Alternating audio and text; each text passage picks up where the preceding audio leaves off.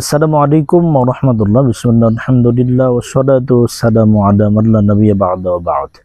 দিনী ভাই এবং বোনেরা, আপনাদের সকলকে পিওর দাওয়া অফিসিয়াল ইউটিউব চ্যানেলের পক্ষ থেকে আন্তরিক অভিনন্দন, মোবারকবাদ জানাচ্ছি।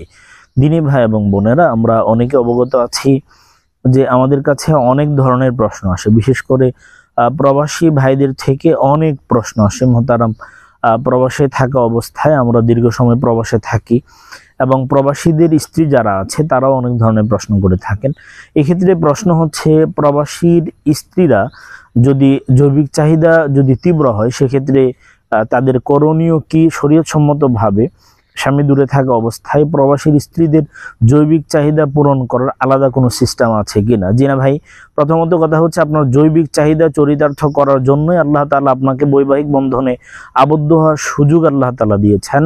আল্লাহ তাআলাও কোরআনে বলছেন কেন এটা দিয়েছেন, লিয়াসকুনা ইলাইহা, একে অন্যের থেকে সুখ সম্ভোগ গ্রহণ করবে। রাসূলুল্লাহ সাল্লাল্লাহু আলাইহি সাল্লাম কিন্তু এই কথাটাই বলেছেন।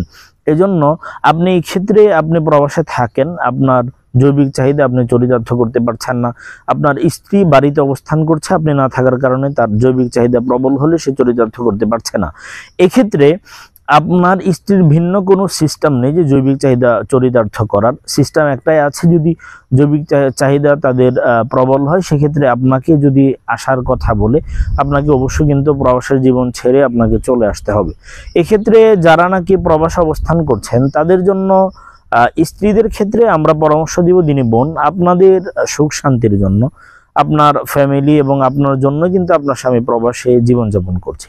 সেক্ষেত্রে আপনাকেও ধৈর্যের সাথে মোকাবেলা করা উচিত এবং আপনি প্রবাসীর স্ত্রী যারা আছে, প্রবাসীদের পরিবার যারা আছে, তাদের ক্ষেত্রে পরামর্শ, আপনারা বেশি থেকে বেশি সিয়াম পালন করুন। বিশেষ করে বেশি না, আপনারা সপ্তাহে 2টো সিয়াম, ইয়াউমুল খামেস এবং ইয়াউমুল ইফনাইন, আপনারা সোম এবং বৃহস্পতিবারে কিন্তু আপনারা কি করতে পারেন, সিয়াম পালন করতে পারেন। সপ্তাহে 2টো সিয়াম পালন করেন।